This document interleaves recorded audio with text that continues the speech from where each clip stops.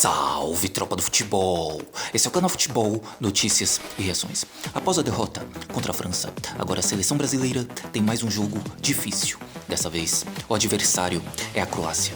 Fique com o pré-jogo e com as análises. E lembrando sempre, se você for novo aqui, inscreva-se, vem fazer parte da família Futebol, Notícias, Reações, ativa o sininho e tamo junto. Vamos falar sobre tudo isso. Temos uma enquete, é claro, como sempre muito bem bolada. Inauguramos nesse fim de semana a enquete orgânica, né, presencial, com as pessoas votando, muito elogiada. E essa também será elogiada, eu tenho certeza. Olho na tela. Até aqui, a data FIFA indica o quê? Que o Brasil está mais perto do Hexa? Que o Brasil está mais longe do Hexa? Que é impossível avaliar, na verdade? Ou que vamos esperar o jogo contra a Croácia, depois a gente avalia a situação? Essa é a nossa enquete. Então você vote aí, nos deem likes. Duas palavras que não deveriam ser utilizadas na mesma frase. Qual? Brasil e Hexa.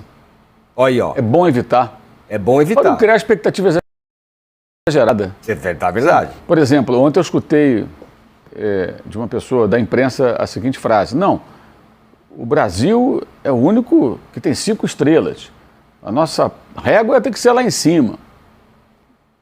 Depende do momento, gente. Né? A Argentina, também campeã do mundo, tal, tinha 2 estrelas, teve uma régua lá embaixo um tempão, né? O Uruguai, bom tempo. O Uruguai também. É isso. A Itália. Com o Messi. A Itália tem 4 estrelas, não é isso? É. E a Itália está onde? Pescado. Arriscado é ficar fora da terceira Copa. Isso acontece, gente. Agora, uma coisa que ontem na transmissão de Colômbia e França, o narrador Jardim Rocha lembrou com muita propriedade, um abraço para ele. A França, nas últimas 7 Copas, eu não tinha pensado nisso, foi a 4 finais, né? Isso. Uma loucura, né? 4 finais. Detalhe, perdeu uma nos pênaltis para a França, uma nos pênaltis para a Argentina. Quando perdeu nos pênaltis. Atropelou o Brasil e ganhou bem da Croácia, né? Podemos dizer isso, né? Quando ganhou. E não foi a final em 2014, porque perdeu por 1-0 numa grande jornada de Neuer no Maracanã, nas quartas, para a Alemanha. Foi 1-0 o jogo. É verdade. Se ganha da Alemanha ali, poderia ter vencido, foi um jogo, né, difícil para os dois, pegaria o Brasil. Aí o 7-1 não seria da Alemanha no Brasil, seria da França no Brasil. O placar não seria 7, talvez fosse até mais. Benzema estava jogando a beça. De repente podia ser 8-1. Pogba, ou talvez 6-1. Mas o algoz do Brasil não seria o time alemão, seria o time francês. E automaticamente estaria na final. Porque quem vencesse esse jogo no Maracanã ia pegar aquele time horroroso do Brasil, né? Time na acepção da palavra, não dos jogadores que eram bons. E iria para a decisão. E poderia ser campeão contra a Argentina. Então, você nota o quê?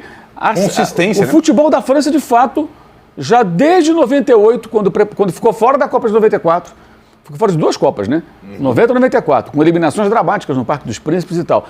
Em 98, ela se prepara com a Aimé Jacquet 4 anos para ganhar aquela Copa, ganha a Copa, era um time pragmático, mas muito eficaz, ganha daquela maneira do Brasil na final, e de lá para cá, em geral, sempre muito competitivo. Então, assim, é um recorte da história que o futebol francês talvez seja o melhor futebol do mundo. E não do Brasil. E a gente tem que enfrentar isso. 98 em diante, certo? E isso tem que ser dito, não pode ficar, não, porque o Brasil sim, o Brasil ganhou a Copa em 58, 62, em 70, aí teve um ato de 24 anos, e já está de novo esse mesmo período sem ganhar nada. E o que acontece? Realmente, isso tem que ser olhado, o futebol muda, gente, as coisas mudam. A Holanda não era nada no futebol, aí em 74 apareceu com aquela seleção, hoje é uma seleção respeitada, tem 3 finais, né? 74, 78, 2010. Então, assim, o que acontece com o futebol brasileiro? Isso pode até se aprofundar no debate, mas ficar se agarrando às tais 5 estrelas, como se isso mantivesse o Brasil no status de a grande seleção, é um erro. É um erro. Perfeito. Olha, então faça o seguinte, pense aí no que o Mauro falou, que a gente vai debater esse assunto. Ô, Mauro, outro dia você falou que a gente dá muito valor para amistoso e tal, e que o Ancelotti está insistindo naquilo que ele pensa que pode funcionar. Tem algumas mudanças para esse jogo, né? O Vinícius Júnior volta a jogar pelo lado, provavelmente. Luiz Henrique e João Pedro ganham a vaga. Mas o esquemão é meio parecido. Ele, de fato, ele tem insistido nesse sistema de jogo. Realmente, eu acho que não é o mais aconselhável, né? Ele deveria testar diferentes formatos até para encontrar aquele que mais se adequa à sua realidade, né? Dos jogadores que ele pode utilizar, aqueles com os quais ele pode contar. Uma coisa é você falar, meu sistema de jogo ideal é esse, a outra é o que você tem em mãos e se encaixa ou não. Agora, eu acho também que, assim, ao contrário, assim, aqui nós temos a cultura dos amistosos, eles são tratados com muita importância. Ele é um italiano, gente. Italiano que trabalhou até há pouco tempo na Espanha, também na Inglaterra. Eu imagino a informação, mas uma dedução, que na cabeça dele, esses jogos todos são experiências. Não sei se ele está tão preocupado assim, claro, quer ganhar os jogos, mas não sei se ele está tão preocupado com isso, como o torcedor se preocupa, a imprensa brasileira se preocupa, né?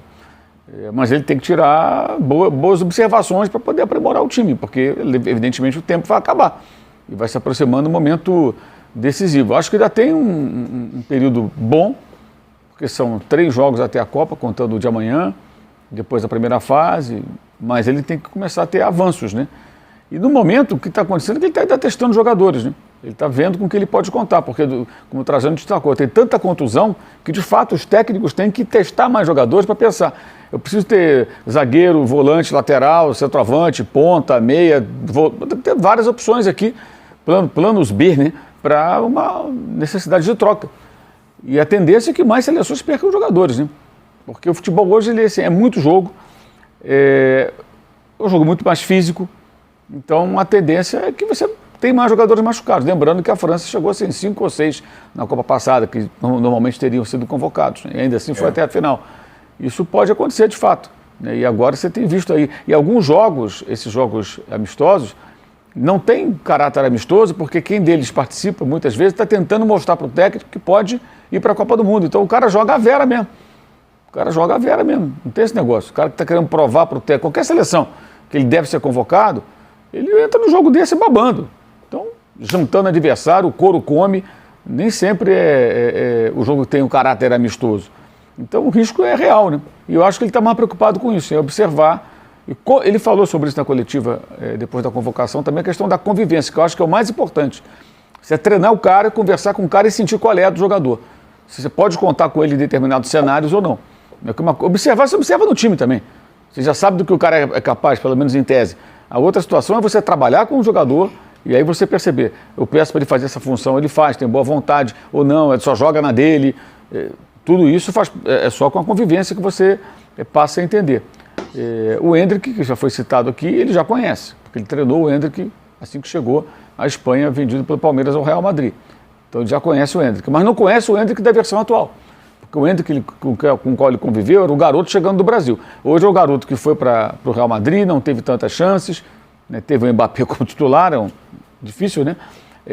Também sofreu lesão, ficou afastado, mas agora vem jogando no Lyon regularmente. Num campeonato que é muito duro, o campeonato francês é um campeonato de jogos muito disputados, muita virilidade ali, porrada come também, os árbitros deixam correr e ele está lá, nesse ambiente, jogando, fazendo gol.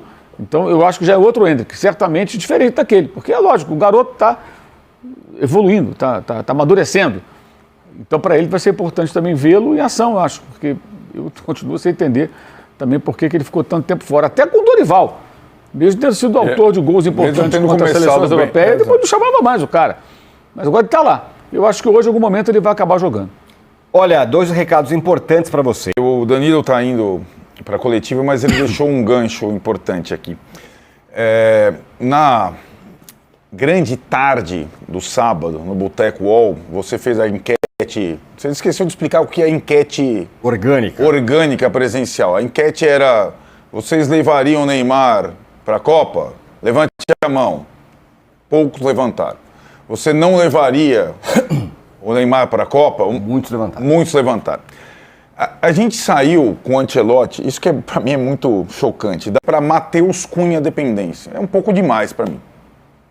É essa a questão. Porque para esse esquema funcionar, esse esquema só foi pensado, imaginado e continua sendo adotado porque o Matheus Cunha está em plenas condições em todas as partidas. Até isola aí, pelo amor de Deus, não se machuca.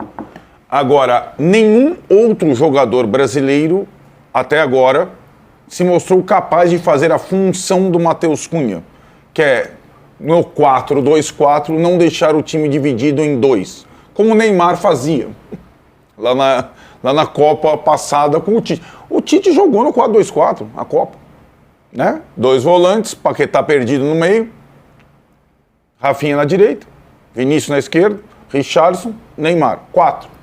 E o time ficava dividido em 2. Inclusive contra a Croácia foi a grande questão, digamos assim. Agora, o Ancelotti descobriu um jogador que é capaz de ser atacante, mas não deixar o meio de campo abandonado, Matheus Cunha. Cara, se o Matheus Cunha espirra, ele não consegue. Então, assim, virou a Matheus Cunha dependência, que é um bom jogador, um jogador interessante, tem uma boa temporada no Manchester United, fazendo mais de uma função, mas, gente, é um pouco demais. É um pouco demais. E, de novo, trocar o Rafinha ou o Estevão pelo Luiz Henrique, ok.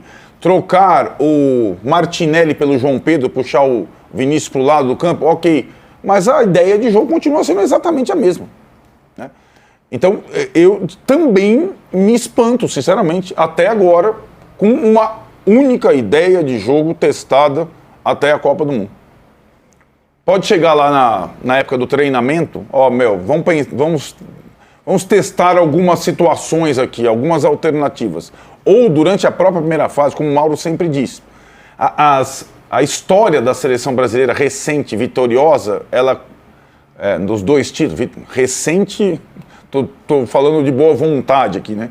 94 e 2002 já faz tempo, ela teve durante o Mundial mexidas táticas fundamentais durante as Copas, no mata-mata, nas 2 Copas. Né? Sai um cara mais ofensivo e entra um cara mais defensivo. Saiu o Raí, entrou o Mazinho. Depois saiu o Juninho, entrou o Kleberson. Então, com Parreira e Filipão, durante a Copa, o Brasil no mata-mata se adaptou e aí conseguiu ganhar o Mundial. Mas, gente, em todos os amistosos do Ancelotti até agora, a ideia, que em alguns deu certo, é o Matheus Cunha mais 10. Matheus Cunha mais 10. É muito. Eu sinceramente, eu não entendo.